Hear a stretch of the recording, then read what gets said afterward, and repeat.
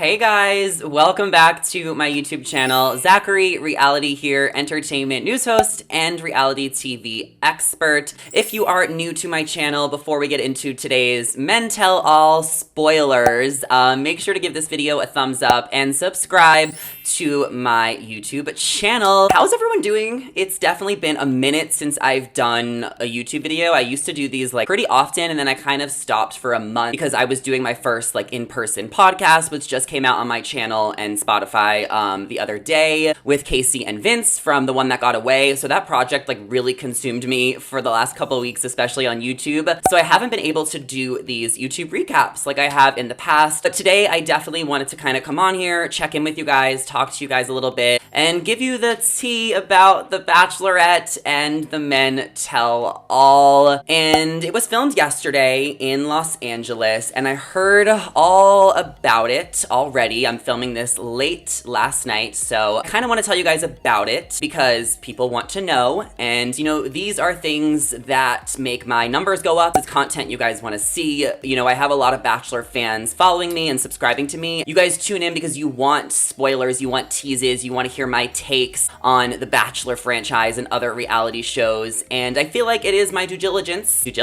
I feel like I need to provide, you know, valuable information to you guys. But I'm at a little bit of a predicament before we get into the tea. So feel free to fast forward if you're only here for the tea, but I want you guys to hear me out. I'm in a little bit of a predicament, and before I share any tea, I just feel like I have to be honest, just because I know a lot of people are going to be watching this video, I think. And I just like, I don't want to become like a spoiler person or like someone who ruins shows. No, I just feel like doing spoilers has such a negative connotation, not to you guys listening, but to people in the industry, to other outlets, to producers. And I don't want to, you know, do so many spoilers where my opportunities get limited in growing in other avenues, because I want to take this career I've made on social media and bring it somewhere else where I'm getting more opportunities. And I'm at the point where it's like, I don't know if doing these spoilers is going to prevent that, or if it has prevented that. Like, how am I supposed to know? How?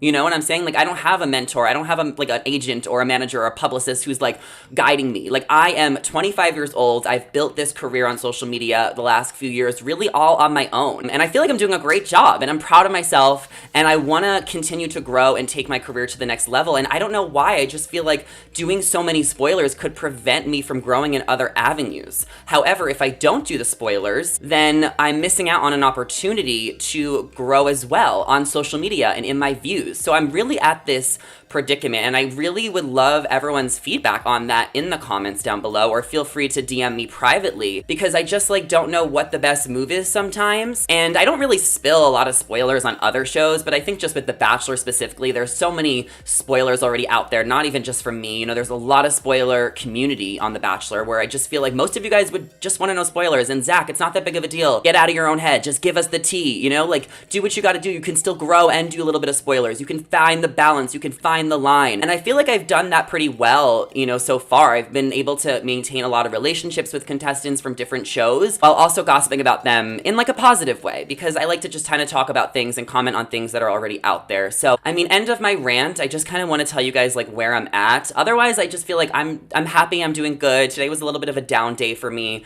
I took a bath and lit some candles and listened to sad music. But anyway, I'm just gonna get into the tea because I know this is why you guys are here. So just let me know your thoughts on that. But with that being said, I'm gonna share some of the things that happened at the Men Tell All and some of the things that you guys can expect on the rest of the season of The Bachelorette. And I have such an icky feeling doing this, but I'm gonna do it anyway, and let's get into it. So the Men Tell All, basically, you know, the audience got to see the next episode for next week, so that they were kind of prepared and all caught up on what was going to happen on the Men Tell All. So they were prepared. And basically what happens, you know, is that the next episode is that Nate is in Amsterdam. He is part of the date, and Gabby decides to send Nate home because she's not ready to be a mom, and she's so scared of being a bad mom. And, you know, Nate kind of accepts that. He doesn't try to fight it.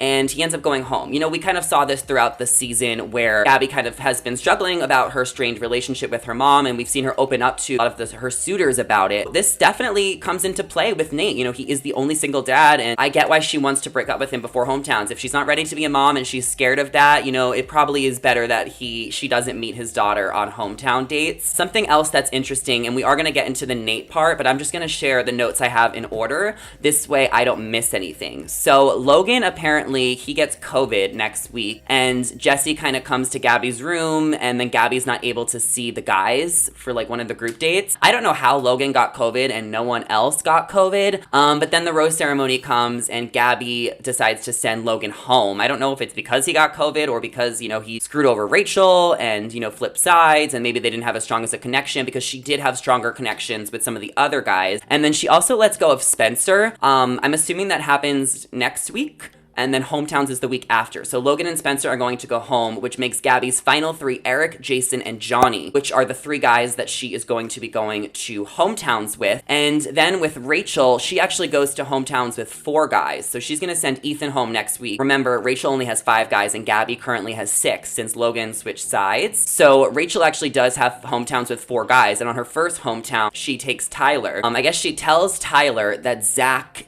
told Rachel that he was falling in love with Rachel. So Rachel is caught up in her head.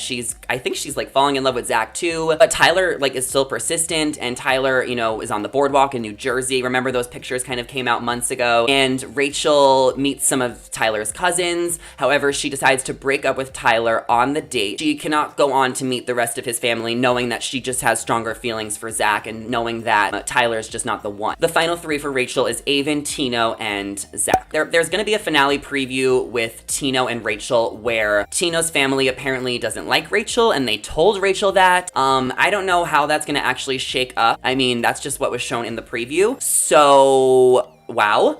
I think that previews are always misleading. You know, I definitely think that Tino is going to get engaged to Rachel. Now, also at the Men Tell All, they're promoting a new movie called Rose with Billy Eichner. But I guess they're promoting a new movie with Billy Eichner, and they bring out a giant jar of sauce, and they pour it all over Meatball, and then Meatball tackles Billy Eichner, and they made such a big deal about Meatball. I mean, Meatball was definitely the comic relief of the show. So, Meatball, woo! Okay, here's the real tea.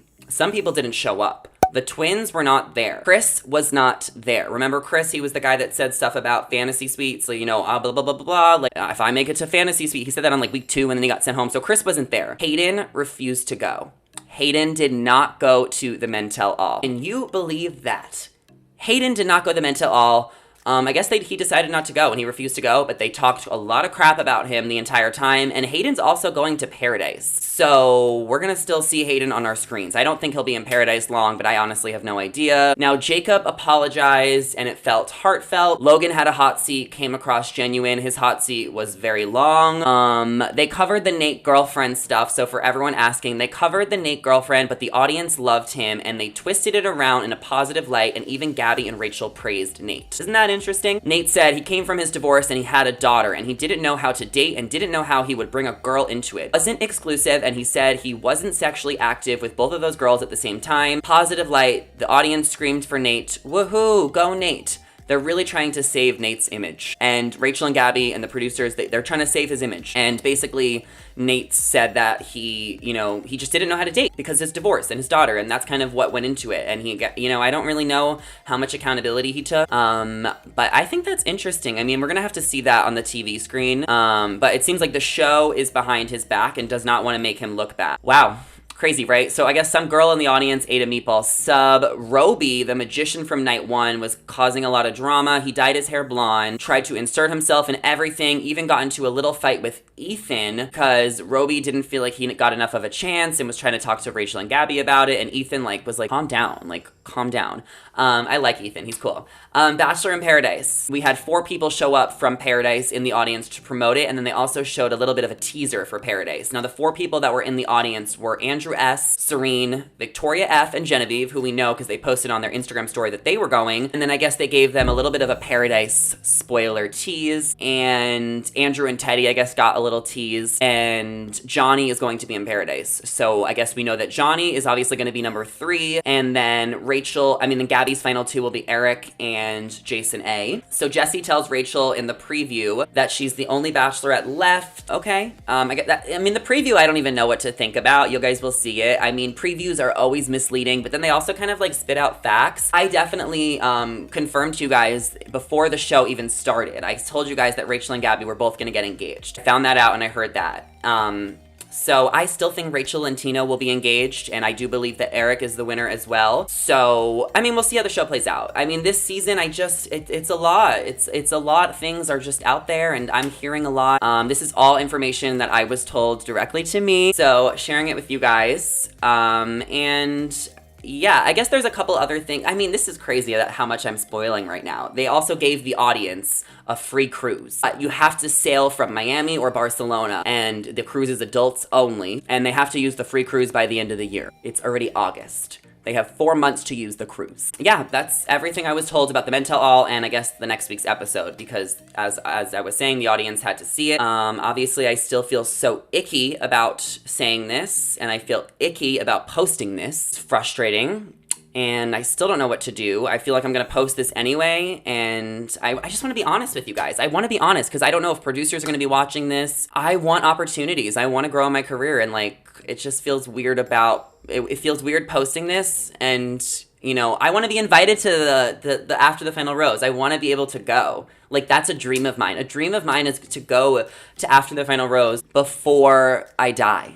And I feel like if I post these spoilers, I'm not going to be able to go. Why would they invite me? I'm ruining the show. I'm literally pissing off people at ABC. Do they want me to post this? Do they want hype? The only people that are listening to this are people who want spoilers. Do they like spoilers? Do they even care anymore? Like, there's so much spoiler culture. I feel like 50% of the audience likes spoilers. And then the other people who don't want spoilers, they just watch on TV and they don't need to know, and they don't want to go on social media. And that's how you keep people engaged. Like, I'm doing these TikToks. I mean, not that I do that many spoilers on my TikTok anyway, but like, posting videos like this keeps viewers engaged in the show more. You know, I'm spoiling the show, I'm ruining it, but I'm also like keeping people engaged. Now people are going to want to watch it even more, maybe, to see that if the things I'm saying come true and how they're played out and how they're edited. I don't know what the right move was, but I posted this video anyway, clearly. I'm honest and I'm real, and you know, this video was genuine, and I love you guys who support me and watch my videos, so please subscribe to my channel before you head out of here. I feel so icky, and I don't want to do a lot of spoilers in the future, especially on other shows, but I think with The Bachelor specifically, since there is such a spoiler culture, I feel a little bit more comfortable doing it, especially because there's probably going to be so many other spoilers from different outlets out about the show anyway tomorrow. Like, it's not like I'm going to be the only one. So, I mean, I need to kind of capitalize off of the information and get some views on my channel and kick this YouTube channel up again. I really do want to post a lot on YouTube, like I always do, and then I need to take a few minutes of a break. You know, there's so many bloggers I look up to on YouTube that post daily, like Bravo bloggers, Bachelor bloggers, pop culture bloggers. I wish I could do that and like